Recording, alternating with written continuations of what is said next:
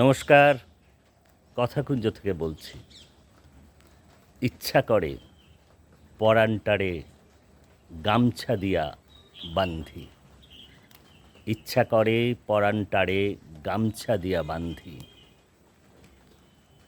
I.Com বাইকম কলজাটারে মশলা দিয়া রান্ধি। ইচ্ছা করে পরানটারে গামছা দিয়া বান্ধি, আইকম বাইকম কলজাটারে মশলা দিয়া রান্ধি। আপনাদের মনে পড়ছে এই বিখ্যাত গানটি? আজকে সদর্থেই একেবারে গামছা জড়িয়ে চলে এসেছি আপনাদের কাছে। আমরা এরকমই তো আপনাদের সঙ্গে এভাবেই প্রস্তুতিবিহীন কথাকুঞ্জ করি, বলি।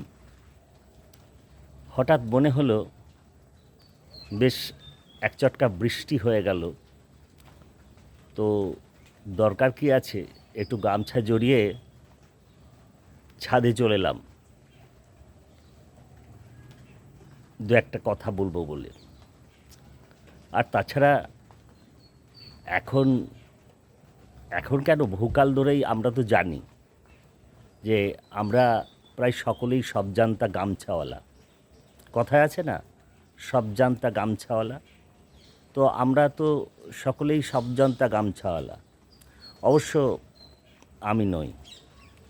আমি নিশ্চিত করেই সবচেয়ে কম জান্তাওয়ালা, সবচাইতে কম জান্তা গামছাওয়ালাই মানে বলতে পারেন। তো তাহলে ব্যাপারটা এই দাঁড়ালো আর কি। তো সুতরাং যেমন ধরুন, গামছা নিয়ে আরেকটা কথাও আমার মনে পড়ছে। আমার এক বন্ধুর কাছে শুনেছিলাম, এই গল্পটা বোধহয় আপনাদের কখনো করেছি, এই প্রসঙ্গে খুব প্রাসঙ্গিক হবে। যে সেই বন্ধুর কাছে শুনলাম যে একজন বেশ পরিচিত কবি আর কি, সুপরিচিত কবি, তার কাছে কিছু তরুণ ছেলেরা এরা আবদার করেছে যে আপনাকে আমাদের নতুন পত্রিকা, তার জন্য কবিতা দিতে হবে। তো সেই কবি বলছেন, ফোনে কথা বলছে। তো তিনি বললেন, তা ঠিক আছে, তোমাদের পত্রিকার নামটা কি বলো?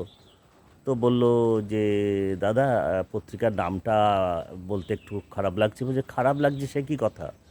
তাহলে কীভাবে, অন্তত নামটা বলো, কাগজ সম্পর্কে তো কিছুই জানি না, নতুন কাগজ করছো।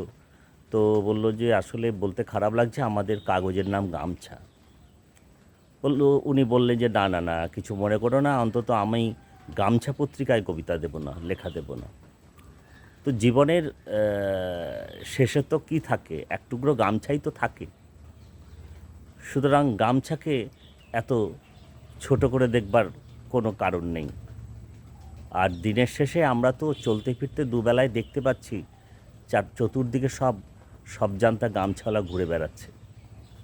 তো আজকে এইরকম এক টুকরো আর কি কথাকুঞ্জ, খুব সামান্য দু চারটে কথা বললাম। যে এক চটকা বৃষ্টি হয়ে গেল, তো মনে হলো ঠিক আছে।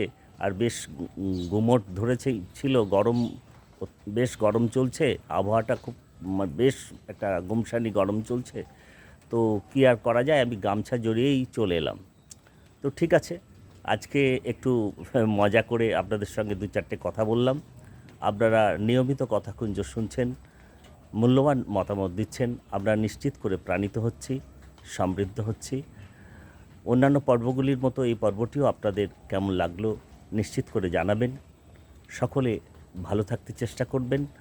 আর আপনারা তো জানেন, সাবস্ক্রাইব করতে কোনো পয়সা কড়ি লাগে না, একটু ভালোবাসার স্পর্শ লাগে। ঠিক আছে, আজকের কথাকুঞ্জ তাহলে এখানেই শেষ করছি। আপনারা সকলে ভালো থাকতে চেষ্টা করবেন। অনেক ধন্যবাদ, নমস্কার।